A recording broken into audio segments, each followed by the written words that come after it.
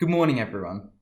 Since year 8, I had always seen the school captain's address as the last hurrah of their tenure, an opportunity to impart their wisdom, place a seal on their envelope, and stamp their lasting legacy onto the school. Each speech was poetically crafted and then elegantly delivered before the entire school. As the outgoing school captain, I wanted to do the occasion justice by investing my time into writing a well thought out, relevant, and sincere speech as all the captains had done before me. However, when I found out that whole school assemblies would not be returning this term, I must admit I was disappointed. I wanted us all to be together here in this hall, but it wasn't to be. So when I started writing ideas about what to say, I was thinking there will be year 12s here in the hall, probably wondering why they have to sit and listen to me when they are smarter than me, more talented than me, and more qualified than me. And I knew it would be difficult to convey the seriousness of the occasion when my best mates would be smirking at me from the front row. Fair enough. And then the rest of the school is very distant via Zoom, and it is not likely that every student will be able to hear what I'm saying. And let's be real, even if they could, they probably don't want to listen to me anyway. Fair enough. So amongst all of my other burning priorities, I thought, if I write something good or not, or if I deliver it well or not, what's the difference? But then I dwelled on that statement, what's the difference? And I thought that can be taken in two different ways. One is, what's the difference? Why should I bother? But the other is to think about what is the difference and why should I bother? So I reflected on my time at St. John's and all the situations where I have asked myself, what's the difference? Like every student, I sat staring blankly at a screen, wondering, what's the difference if I study more for this exam or assignment? We've all heard the quote, I find that the harder I work, the more luck I seem to have. So we expect that whenever we work hard, things go our way, and that's what makes the difference. Sometimes it does go well. The work pays off, and you get the good grade, and you congratulate yourself because you made the difference. However, hard work does not always equate to success. Michael Jordan has described the countless times he failed before he achieved success. And like Michael, I too have been so consumed by a desire to achieve my goal that sheer determination has kept me working at school past the bell at 3:25. Throughout the afternoon, several hours after sunset for 4 days in a row, only to get a significantly underwhelming result. Yet the difference between trying and not trying in this instance were the skills and traits that I developed through the experience. I taught myself how to use an entirely new software, and after the third night, the cleaner even trusted and trained me in the lockup procedure for the computer rooms. So whilst my effort didn't make the difference I had originally wanted, it made a difference in ways that I hadn't expected.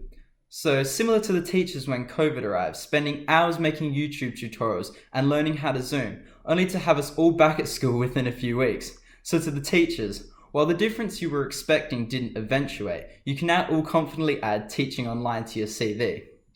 But it's not just about academic performance. It reaches into other areas of our school life where opportunities challenge us to ask, what's the difference? In year 9, the opportunity for me to apply for the Vietnam trip came up, but no one I knew was interested in going. I didn't know any of the other people, and I thought, what's the difference if I apply or not? The difference is I now have strong friendships with great people and a deeper appreciation for the Vietnamese culture and pride in making a difference to families who needed help. That's the difference. But it doesn't always have to be a major decision to make a difference. Think, what's the difference if I pick up that piece of rubbish? Or what's the difference if I listen to Paddy's advice about biodegradable cutlery? But if we all did it, there would be a huge difference. And what's the difference if you practice for hours at the Red Faces talent show on the Year 12 retreat? Well, the difference is a mosh pit in the JBC, and that was different. And what's the difference if I don't wear the correct uniform? Well, there is actually no difference.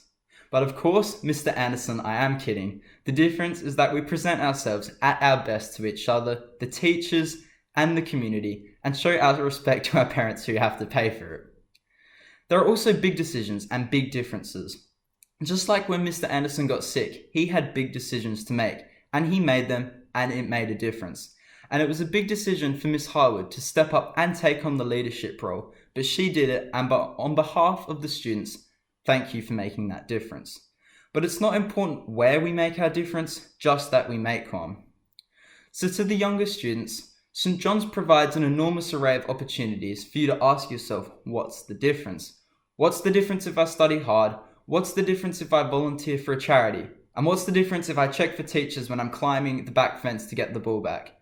Trust me, it may not be as you expected, but there will be a difference. To the class of 2020, I encourage us to think about the difference that St. John's has made in us, those moments we will remember forever, and what made that difference. And as we consider our futures, we might ask, what difference are we going to make? Is there someone in this room who will cure cancer, inhabit Mars, become an Olympian, win a Grammy, or be an incredible friend, a wonderful parent, or a generous stranger? And to the incoming school captains, being a leader at St. John's is a huge responsibility. It takes passion, sacrifice, and integrity, and it can be a burden if you let it. But my advice to you is to see it first and foremost as a way to make a difference. So to conclude, I have learnt that there are small differences and there are big differences, and that a difference can only be made if someone chooses to make that difference. Anyone can see the difference, but not everyone will be the difference. So I started writing this speech by asking the question, what's the difference? And so I will finish my speech by answering it. We are all the difference. Thanks for listening.